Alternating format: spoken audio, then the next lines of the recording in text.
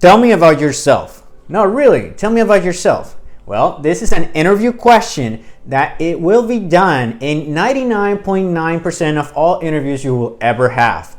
More importantly, it is almost always asked at the very beginning. So this can actually make or break your chances. Watch this video till the end so you know exactly what you need to do and how you need to do it. Because if you don't, your chances of getting a job or getting a much better job than the one you currently have are very slim. Just before we start, remember to smash that like button below because this video is free and that's all I ask of you guys. All right, let's hop in. Now, before we jump into the actual good answers that we can give to this question, something we need to keep into account is that whenever you're in an interview setting, no matter the question that's asked of you, there are three elements that I want you to remember. The first one is what you actually say in order to answer the question that is being asked of you. The second one is very important as well. Communication. What are your communication skills? Are you coming across as someone who is confident, calm, and competent? Or are you coming across as someone who looks incompetent, even though you know how to do the work, but you're coming off as insecure, you're stuttering, you are not able to present yourself in a way that gives the interviewer a good feeling about you, right? Number three is very tied to what you actually say, but I think it's important enough to denote it in a separate way. And that is, whenever you're in an interview, anything you say to answer a question, you need to keep in mind the following, and that is, it's not about you, it's about the employer and what the employer needs. Let me repeat that. It's about the employer and what the employer needs. It's not about you. So even when they say, tell me about yourself, it's not about you telling them about your life story, telling them any personal details about you. It's about you telling them about your background and how that relates to the role that you're applying for at this moment in time and how you are going to add value to their team, how you're going to help them do whatever it is that they're trying to achieve by recruiting someone for that role. Does that make sense? If so, comment below, and if not, comment below as well and let us know. All right, so let's jump right in. When it comes to the first part, what is it that you need to say? Well, in this question, let's start with what you do not want to do. What you do not want to say. First, as I mentioned earlier, very briefly, you do not want to give them your life story. Even if you are someone right out of college or it's your first entry-level job, and you're in your late teens or maybe you're in your early 20s, don't start with your high school years. Like, even if you're a younger person and you don't have that much experience, still don't go into, oh, back in high school I did this and that. Don't do that.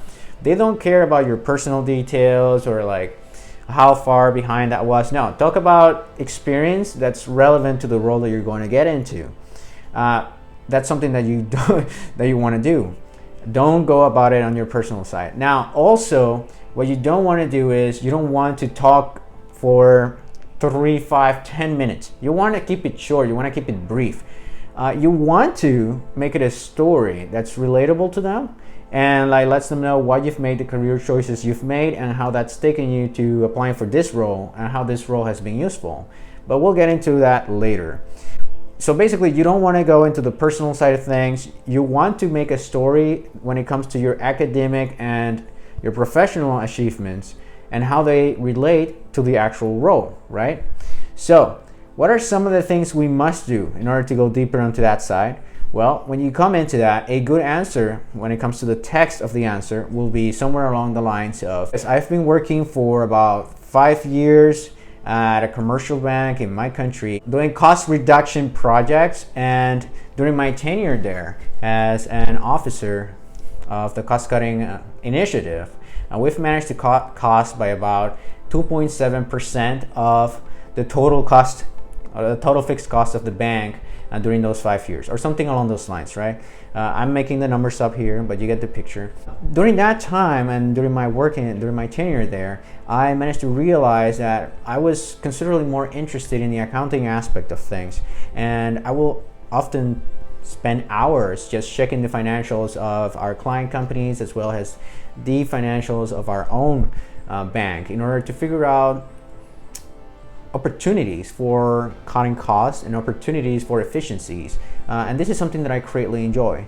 That's why I started getting more information about like multinational accounting firms. Let's say that this is I'm in an interview for, I don't know, like a PwC or another big four accounting firm, and I'm going from like a commercial banking sector, and I decided to take like a certification in accounting during my free time, something along those lines, right? And I learned more about it. I learned more about your firms. That's why I'm here today. I'm applying. I understand that this particular role is looking for people who have a lot of proficiency in cost-cutting initiatives and the ability to parlay that effectively into potential clients, which is something that I already did a lot back in my previous role. So that's why I'm here today, right? So basically, that's kind of like in a nutshell the kind of answer that you want to give when it comes to the text. And what is that we did here? Let's deconstruct it.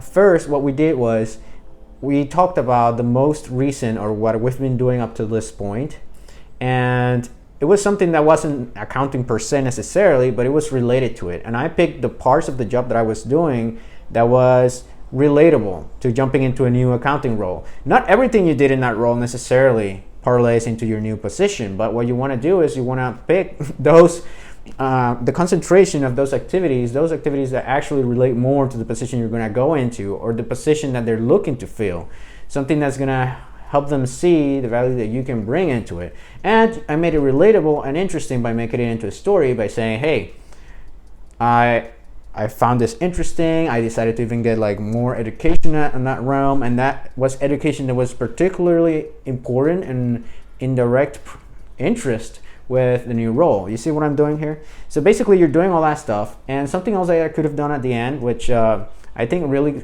can set you apart, is actually letting them know why you're the best fit for that role. In other words, it could be something along the lines of, I know that you're looking, I believe I said that, like you acknowledge what they're looking for, and you kind of like give them an idea of how you can fulfill that. I did do that, but you could go a step further and like literally spell it out for them in the way of, I know sometimes it's hard to get talent like this in this very competitive job market right now, or something along those lines.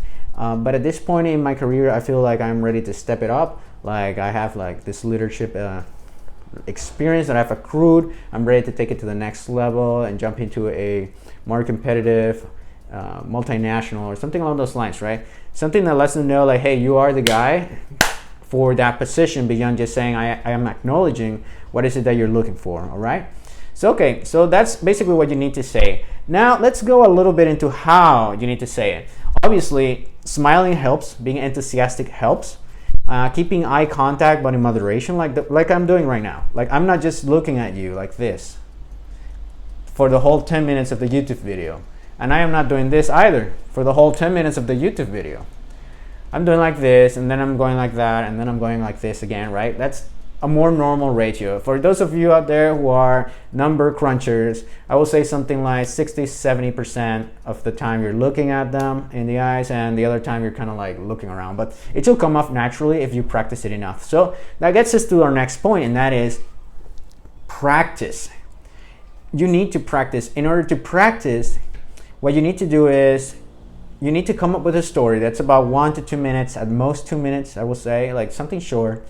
And you need to practice it over and over again. And what you want to do is you don't want to memorize it, because you're gonna come off robotic and like stupid. Like it's gonna be bad. Like if you do that, what you need to do is you want to come off confidently, and the way to do that, paradoxically, is to actually practice. So what you're gonna do is you're gonna craft a story. You're gonna make it very good. You're gonna make it succinct. And you gotta do this for every single interview you go for, right? You want to tell them why you're picking them, even if it's on the same industry. So you're gonna practice it, you're gonna sit down, and you're going to repeat it to yourself, maybe in front of the mirror if that's what you like, or just out loud, or just while walking. And you're gonna repeat it, and you're gonna repeat it, and you're gonna repeat it. You will start memorizing it in a way, but really the point is not to memorize. The point is to be able to recall like the steps, right? Like the steps of the story. For example, the first step of the story is, I used to work here for this many years in this role.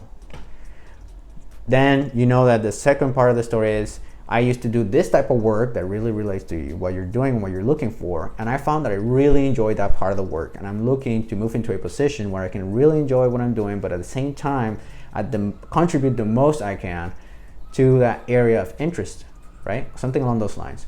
And then the third part of the story will be something along the lines of, and I got education on this and that, right? So the point is that you will repeat it, you will practice it. Before you know it, it's not like you're gonna say word for word. That's not what we're looking for. What we're looking for is you will give all of the main, most important points of the story in the order that they go, so that you know that you're not leaving any important detail out. But at the same time, the words are flowing naturally. You may even say it differently on the actual interview, but it will come out much better because you already practiced kind of like the main ideas and the main organization of the ideas, so that they flow naturally as you go into the interview, and it doesn't come off as something that you just memorized or something like that, like a multiplication table of sorts.